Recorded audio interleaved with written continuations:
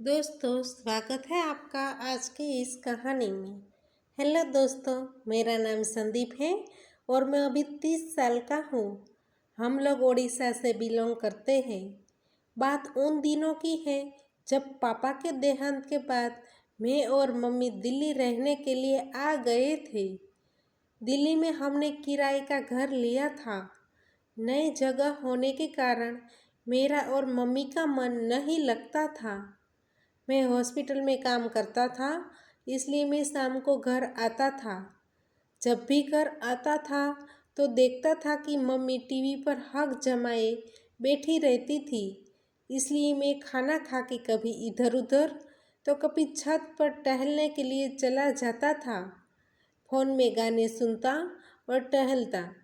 रविवार का दिन था, मेरी छुट्टी थी, इसलिए मैं घर पर था। मैं शाम को खाना खा के छत पर टहलने के लिए गया। टहलते टहलते अचानक मेरी नज़र छत पर सूख रहे कपड़ों पर पड़ी, जिसमें सबसे आकर्षण था। उस कपड़ों को देखकर मैं दंग रह गया। मेरा मन मचलने लगा था। मैं सोच रहा था कि किसके कपड़े होंगे। थोड़ी ही देर में मुझे एक परछाई दिखाई दी। मैंने देखा कि एक औरत गीले बालों को झाड़ रही है। अंधेरा होने की वजह से मुझे कुछ साफ साफ दिखाई नहीं दे रहा था, इसलिए मैंने छत की लाइट ऑन की और देखा तो वह बहुत ही खूबसूरत औरत थी। मैं उसको देखते ही रह गया। मुझे देखकर वह चली गई। मुझे रात को नींद नहीं आई। मुझे आंखों के सामने वह खूबसूरत औरत ही दिख रही थी। मैं मोहल्ले में नया नया था, इसलिए मैं किसी को जानता नहीं था। माँ से पड़ोसियों के बारे में जानकारी ली तो उसने बताया कि हमारे पास वाले घर में एक भाभी रहती है। वह घर आई थी मिलने के लिए। कह रही थी कि कोई काम हो तो बताना।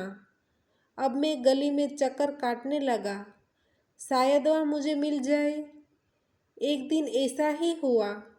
वह सामने से आ रही थी। मैं उसे देखकर हैरान हो गया। मेरे मन में कुछ होने लगा था। तब मैं उसको देखकर मुस्कुराया। वह भी मुझको देखकर मुस्कुराकर चली गई। अब तो मेरा दिल उछल रहा था। अब तो हॉस्पिटल जाने का मेरा मन बिल्कुल भी नहीं था, लेकिन जैसे तैसे करके मैंने अपने आप को समझाया। शाम को जल्दी घर वापस आ गया। मैंने कैसे भी करके माँ से उनके बारे में जानकारी ली और उसका नाम जानने की कोशिश की।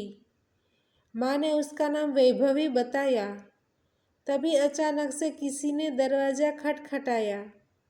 माँ ने दरवाज़ा खोला तो सामने वैभवी ही खड़ी थी। मैं उसको देखकर गेट की ओर भागा। मैंने पहली बार उसे इतने नज़दीक से देखा। क्या मस्त खुशबू आ रही थी उसके बदन की। मैं उसे एकटक देखे जा रहा था।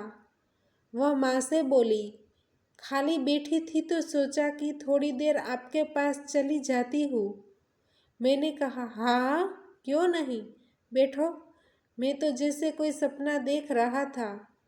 मैंने माँ से कहा, भाभी के लिए चाय तो बना दो। माँ ने मुझसे कहा, तू ही बना दे, अच्छी चाय बनाता है। वैभवी मुझे देखकर मुस्कुराने लगी। मुस्कुराते वक्त उसके होंठ गुलाब की पंखुड़ियों जैसे लग रहे थे। मैं तो बस उनके पास जो बड़े बड़े संतरे थे उन्हीं को ताक रहा था। मैं उनको निहारता हुआ रसोई घर में चला गया। मेरा दिल तो उछल कूद कर ही रहा था। तभी अचानक से वैभवी किचन में आ गई और बोली, पानी तो पिला दो। मैं उसके सामने ही देखता रह गया। उसने मन चले अंदाज में मेरे कान खींचे और हंसने लगी। मुझे तो जैसे उनका नशा ही हो गया था। चाय तैयार होते ही वैभवी बोली, मुझे बड़े कप में देना। मैं तो सोचता ही रह गया। मैंने खुद को संभालते हुए कहा, मुझे भी बड़े कप ही पसंद है। वह मुझे ताकने लगी, उसकी आंखें जैसे गहरा समंदर।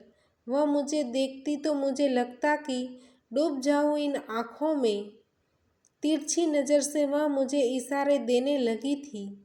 मुझे ऐसा लगता था कि जितनी तड़प मुझे है इससे कई ज़्यादा उससे है। धीरे धीरे वह मेरे घर आने के बहाने ढूंढने लगी। जब भी मौका मिलता वह मेरे एकदम करीब से निकलती। मेरा अंतरंग खिल उठता। अब तो हर वक्त मुझे सिर्फ वैभवी ही नज़र आती थी। मुझे तलाश थी एक मौके की और इंतज़ार था उसके हाँ का। एक दिन शाम को बारिश हो रही थी। मैं छत पर गया तो वहाँ वैभवी वाइट कलर की नाइटी में बारिश में नहा रही थी और उनका पूरा बदन भीगा हुआ था और अंदर से अब मेरा कंट्रोल मेरे हाथों से निकलता जा रहा था। इतने में ही वैभवी बोली, क्या कर रहे हो? टी शर्ट पहनकर भीग रहे हो? और हंसने लगी। और मैंने बिना कुछ सोचे समझे फिर मैंने कहा, आपके जैसी कोई मिली नहीं।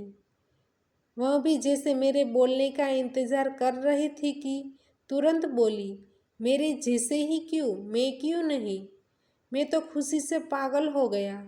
फिर मैंने कहा, मौका दो। उसने कहा, आज रात को है। मैंने हाँ कर दी। फिर मैं माँ को दोस्त के बर्थडे का बहाना बना के उसके घर चला गया। फिर हमसे इंतज़ार नहीं हुआ और हम मस्त वाला क्रिकेट मैच खेलने लगे। हमने लगभग 2 घंटे तक क्रिकेट मैच खेला। फिर वह थक गई और अब तो हमको जब भी मौका मिलता है हम मस्त वाला क्रिकेट मैच खेलते हैं। दोस्तों, हमारी कहानी यहीं पे समाप्त होती है। तो दोस्तों, आपको हमारी कहानी पसंद आई है तो वीडियो को लाइक करें और शेयर करें और चैनल पर नए हैं तो चैनल को सब्सक्राइब करें और हाँ, नोटिफिकेशन बेल को ज़रूर दबाइए ताकि आने वाली अगली अपडेट आपको सबसे पहले मिल सके। धन्यवाद।